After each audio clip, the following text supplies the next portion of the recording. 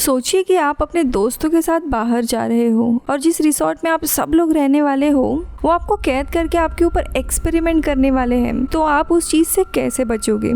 ऐसी आज की कहानी है कैबिन इन द वुड्स। कहानी की शुरुआत में हम एक लैब को देखते हैं जहाँ पे दो साइंटिस्ट होते हैं, गैरी और स्टीव। तभी वहाँ पे उनके असिस्टेंट वेंडी आकर ने बताती है कि स्टॉकहोम नाम का प्रोजेक्ट फेल हो चुका है। ये लोग कुछ अजीब से एक्सपेरिमेंट कर रहे थे और कई सारे देश इसमें शामिल थे। अब अमेरिका के साथ सिर्फ जापान ही बचा था। वही दूसरी जगह पे हम 5 लोगों को देखते हैं, डैना, होल्डन, कर्ट, ज्यूल्स और मॉर्टी, जो कि वेकेशन के लिए जंगलों में एक कैबिन में जाने का प्लान करते हैं। जिसके बाद ये सभी लोग अपना पूरा सामान एक ट्रक में डालकर उनके ही दोस्त के कैबिन में निकल पड़ते हैं। अब इनके निकलते ही एक आदमी अपने बॉस को इनके निकलने की खबर देता है। इसी समय लैब में भी सब कुछ रेडी किया जा रहा होता है और तब एक न्यू सिक्योरिटी ऑफिसर यानी डैनियल इनको ज्वाइन करता है। तो यहाँ दूसरी जगह पे ये लोग वुड्स में जा रहे थे, तभी इन्हें एक गैस स्टेशन मिलता है जहाँ स्टेशन के अंदर इन्हें कुछ अजीब चीजों का कलेक्शन भी मिलता है। अब काउंटर पे मोर्डाई नाम का आदमी था जिससे ये लोग कैबिन के बारे में पूछते हैं। वो जगह तो बता देता है। अब ऑन द वे इन्हें एक टनल दिखाई देता है जिसमें लोग चले जाते हैं, लेकिन इनके पीछे जो पंछी उड़ रहे होते हैं वो वहाँ के एक इनविजिबल वॉल से टकरा कर नीचे गिर जाता है। और यहाँ हमें पता चलता है कि ये जगह एक इनविजिबल शील्ड या फील्ड से घिरी हुई है जहाँ पर चुने हुए लोग ही आ सकते हैं। अब काफी समय ट्रैवल करने के बाद ये लोग कैबिन तक पहुँच जाते हैं और अपना सामान उतारते हैं। होल्डन एक रूम में जाता है जहाँ पे उसे एक क्रीपी पेंटिंग दिखाई देती है जिसे वो उतारता है, लेकिन तभी उसे वन वे मिरर दिखता है जिसकी दूसरी तरफ डाना होती है जो चेंज कर रही थी। अब ये देख वो उसे जाके बता देता है और दोनों भी अपने रूम को एक्सचेंज करते हैं। अब यहाँ डाना उस रूम में आती है और उस क्रीपी पेंटिंग को वापस लगा देती है और उसके ऊपर एक ब्लैंकेट से ढक देती है। यहाँ पे लैब के लोग उस कैबिन और आसपास के पूरे एरिया को सीसीटीवी से देख रहे थे, साथ ही वे लोग उन्हें कंट्रोल भी कर सकते थे। और तभी लैब वालों को मॉर्डेकाई का भी कॉल आता है जो बताता है कि उसने अपना काम कर दिया था। और हम लैब में देखते हैं सब लोग इस पे सट्टा लगा रहे होते हैं कि आज कौन सा डीमन इन सबको मारेगा, जो बात सिक्योरिटी ऑफिसर डैनियल को पसंद नहीं आती। अब कैबिन में इनका ग्रुप ट्रूथ और डेयर खेल रहा होता है, तब अचानक बेसमेंट का डोर खुल जाता है। तब दाना को डेयर मिलता है जिसके चलते उसे बेसमेंट में जाना पड़ता है। यहाँ बेसमेंट काफी अजीब चीजों से भरा हुआ होता है। दाना काफी डर रही थी कि तभी अचानक से एक लड़की का पिक्चर उसे घूरने लगता है और वो जोर से चीख देती है। अब उसकी आवाज सुन के सब लोग नीचे आते हैं और तभी मार्टिन लैंप लगाता है और आसपास की चीजें देखता है और उन्हें एक अजीब सी आवाज सुनाई देती है। उन्हें लगता है उन्हें यहाँ से चले जाना चाहिए। यहाँ पे इतनी सारी डरावनी चीजें थी लेकिन ये लोग उन चीजों को इग्नोर करते हैं। इसी बीच डाना को एक बुक भी मिलती है और वो उसको पढ़ के बताती है कि बहुत साल पहले यहाँ पे जो फैमिली रहा करती थी उस फैमिली के पिता सारे परिवार को टॉर्चर किया करते थे और इसीलिए उसके बेटी ने एक प्रेयर बुक पढ़ के होली स्पिरिट को बुलाया था और अपने पिता को खत्म कर दिया था। अब इन सारी कहानियों से ये लोग डिस्टर्ब होते हैं। अब बुक में कुछ चीजें लैटिन में भी लिखी हुई थी जिसको मार्टी पढ़ने के लिए मना करता है, लेकिन लाना उसे डरपोक कह के वो मंत्र पढ़ती है। और तभी हम देखते हैं जंगल में जमीन से कुछ मरे हुए लोग वापस से जिंदा होते हैं जो कि ज़ॉम्बीज थे और इसी घर की तरफ आने लगते हैं, इसके बारे में इन्हें पता नहीं था। अब यहाँ पे लैब में जिन लोगों ने भी ज़ॉम्बी पे बेट लगाई थी वो जीत गए थे और इसीलिए पार्टी का माहौल चल रहा था। वही स्क्रीन पर दिखता है कि ये एक्सपेरिमेंट ऑल ओवर वर्ल्ड हो रहा है और जापान को छोड़कर सब जगह एक्सपेरिमेंट फेल हो चुका था। और जापान में तो एक स्कूल में बच्चों के ऊपर भूत हमला कर रहा था। अब यहाँ पे ग्रुप के सभी लोग बेसमेंट से ऊपर आते हैं। कर्ट और जूल्स दोनों भी इंटीमेट होने के लिए जंगल में चले जाते हैं। तो यहाँ पे लैब में गैरी जानबूझकर फेरोमोंगस नाम का गैस रिलीज करता है जिससे माहौल थोड़ा रोमांटिक बनता है और वो दोनों भी वहाँ पे इंटीमेट होने लगते हैं। तो वही कैबिन में भी डाना और होल्डन किस करने लगते हैं। तो यहाँ पे कर्ट और जूल्स दोनों इंटीमेट हो रहे होते हैं। तभी एक ज़ॉम्बी आकर जूल्स के ऊपर हमला कर उसे मारने आता है, लेकिन तभी कर्ट जूल को बचाने के लिए जाता है और उसको भी काफी चोट आती है। लेकिन तभी काफी सारे ज़ॉम्बी आकर जूल्स को पकड़कर मार देते हैं।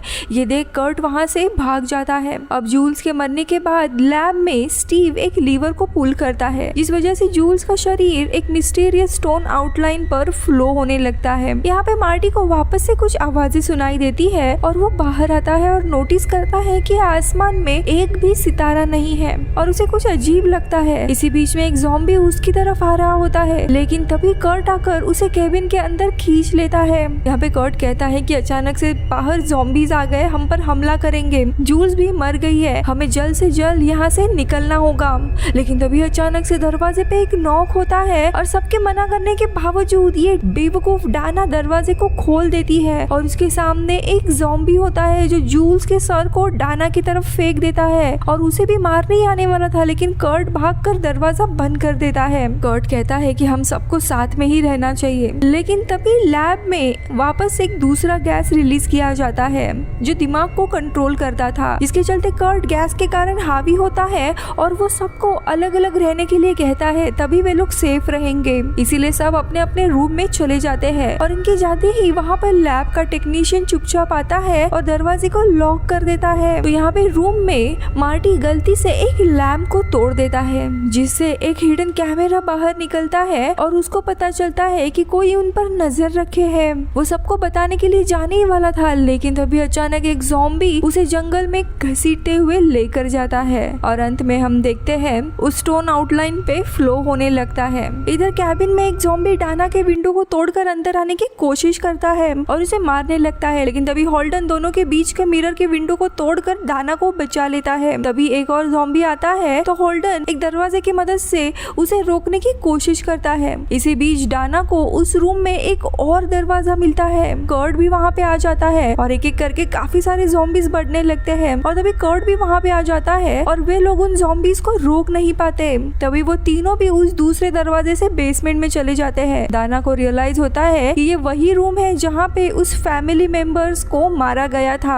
और तभी एक ज़ॉम्बी हॉल्डन को ऊपर खींच लेता है, लेकिन डाना हॉल्डन को पकड़ लेती है और ज़ॉम्बी के ऊपर एक ब्लेड से वार करने लगती है। लेकिन तभी लैब में गैरी उस ब्लेड को इलेक्ट्रीफाई कर देता है और शॉक के कारण डाना उस ब्लेड को नीचे गिरा देती है। सडनली एक दरवाजा खुलता है और उसमें से कर्ट आकर कहता है कि मुझे बाहर जाने का रास्ता मिल गया है और सब लोग उसके पीछे जाने लगते हैं और एक डार्क कॉरिडोर को पार करके ये लोग वीआर से वहाँ से निकलने लगते हैं। वही हमें पता चलता है कि जापान के स्कूल में एक भूत बच्चों को सता रहा था, तो वहाँ के एक लड़की ने भूत को बंदी बना लिया था। ये देख लैब वाले कहने लगते हैं कि हमें कैसे भी इस एक्सपेरिमेंट को सक्सेसफुल करना ही होगा, वरना एंशिएंट वन जग जाएगा। गैरी देखता है कि वो तीनों टनल से भाग रहे होते हैं, तो वो लैब में से कुछ सेटिंग करता है और टनल को ही गिरा देता है। अब ये लोग वापस से बाहर आते हैं और इन्हें पता चलता है कि एक और रास्ता है, लेकिन वो रास्ता खाई के ऊपर से होकर जाता है। इसलिए कर्ट डिसाइड करता है कि वो उसकी बाइक लेकर खाई के उस पार जंप करेगा और फिर किसी तरह की हेल्प लेकर इन्हें बचाएगा। और वो जैसे ही अपनी बाइक लेकर बड़ी स्पीड से जंप करता है तो उसी इनविजिबल शील्ड से टकराता है और वहीं पे मारा जाता है और उसका ब्लड भी हम स्टोन वॉल आउटलाइन में फ्लो होते देखते हैं। अब हॉल्डन और डाना वापस से केबिन में लौटने का फैसला करते हैं, लेकिन तभी पीछे से कोई हॉल्डन के ऊपर ब्लेड से वार करता है। तभी हम देखते हैं कि वहाँ पे वही ज़ॉम्बी था। डाना जोर जोर से चीखने लगती है। इसी बीच में वीआर जाके लेक में गिर जाती है। ज़ॉम्बी पानी के अंदर डाना को मारने की कोशिश करता है, लेकिन डाना वहाँ से बाहर निकल आती है, लेकिन ऊपर आते ही उसके ऊपर दूसरा ज़ॉम्बी हमला कर देता है। तो यहाँ दूसरी जगह लैब में सभी लोग मस्त सेलिब्रेट कर रहे होते हैं क्योंकि ये सारे लोग लगभग मारे गए थे। लेकिन तभी उन्हें एक मिस्टीरियस कॉल आता है और बताता है कि डाना के अलावा एक और सैक्रिफाइस है जो अभी भी जिंदा बचा है। इधर ज़ॉम्बी डाना को मारने वाला होता है, लेकिन अचानक से मार्टी वहाँ पे आ जाता है जो बच गया था और वो दोनों मिलकर ज़ॉम्बी को पानी में फेंक देते हैं और वहाँ से भागने लगते हैं। यहाँ पे मार्टी उसे एक हिडन दरवाजे से नीचे लेकर जाता है जो कि वहाँ पे एक अजीब सा कमरा था। ये देख के ये लोग हैरान होते हैं। मार्टी बताता है कि जब उसे ज़ॉम्बी मार रहा था तब वो इसी दरवाजे में आकर छुप गया था। अब दोनों को वहाँ पे एक लिफ्ट भी दिखाई देती है और दोनों भी उस लिफ्ट में जाकर लिफ्ट को शुरू करते हैं, लेकिन ये लिफ्ट ऊपर या नीचे जाने के बगैर राइट और लेफ्ट में जाने लगती है और जब हर डायरेक्शन में ये रुकती तब कोई ना कोई एक अजीब सा क्रीचर या भूत उनके ऊपर हमला करने आता। और यहाँ पे हम देखते हैं हजारों के लगभग अलग अलग क्रीचर, भूत और सुपरनैचुरल शक्तियाँ होती है जो एक क्यूब वाले कैबिन में कैद थी, जो जंगल में एक एक करके इनके ऊपर हमला करने वाले थे। डाना और मार्टी समझ जाते हैं कि कोई ऑर्गेनाइजेशन इन्हें कंट्रोल कर रही है और ये सब उनका ही खेल था।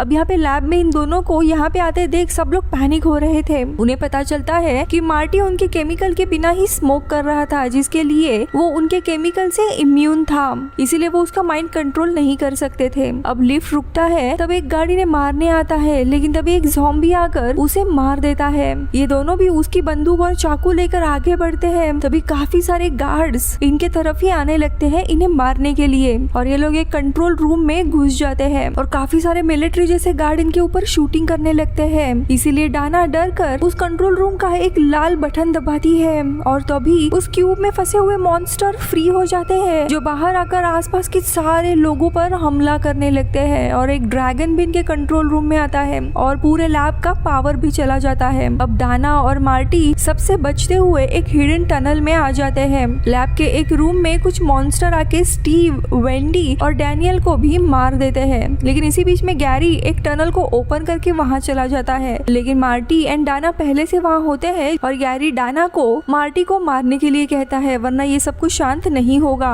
और वे लोग उसे मार देते हैं। अब मार्टी और डाना टनल के नीचे जाते हैं और यहाँ पे हम देखते हैं कि 5 लोगों की बॉडी की आउटलाइन थी। ये लोग समझ जाते हैं कि ये 5 उन्हीं के दोस्तों की ब्लड है और एक में ब्लड नहीं था, यानी कि वो मार्टी था जो अभी मरा नहीं था। और तभी वहाँ पे इस ऑर्गेनाइजेशन की मेन, जिसे डायरेक्टर कहते हैं, वो आती है और वो बताती है कि एक एंशिएंट इविल गॉड हमारे अर्थ के नीचे हजारों सालों से है और वो अर्थ पर अटैक ना करे, इसीलिए हमें हमेशा 5 लोगों की बलि देनी पड़ती है और ये रिचुअल पूरा होने के लिए इन्हें मार्टी को मारना ही होगा, वरना वो इविल गॉड पूरा जग जाएगा, जिसके बाद ये पूरी दुनिया यानी अर्थ डिस्ट्रॉय हो जाएगी। अब डाना उसकी बातों में आने लगती है और वो मार्टी की तरफ गन पॉइंट कर देती है। मार्टी उसे ना मारने के लिए कहता है, लेकिन तभी डाना के पीछे एक वेयरवुल्फ आता है जो उसके ऊपर अटैक कर देता है, जिसके वजह से गन मार्टी के पास आती है और वो उस गन से वेयरवुल्फ को मार देता है। लेकिन तब लैब की डायरेक्टर मार्टी को मारने के लिए आती है। दोनों की भी लड़ाई हो रही थी, तभी वहाँ पे वही ज़ॉम्बी एक्स लेकर आता है और वो डायरेक्टर को मार देता है और वो भी नीचे गिर जाती है और मार्टी इन दोनों को भी खाई में ढकेल देता है, जिसके कारण बहुत सारी जमीन हिलने लगती है और पता चलता है कि अब एंशिएंट वन जग चुका है। जिसके बाद मार्टी और डाना एक लास्ट सिगरेट शेयर करते हैं और एक दूसरे से माफी मांगते हैं और तभी हम देखते हैं अर्थ से एक बहुत ही बड़े दानव का हाथ बाहर आता है और यहीं पे मूवी खत्म होती है। आई विश इसका सेकेंड पार्ट भी आता, बहुत ही मजेदार मूवी है। मैं मिलूंगी अगले वीडियो में, तब तक के लिए बाय बाय।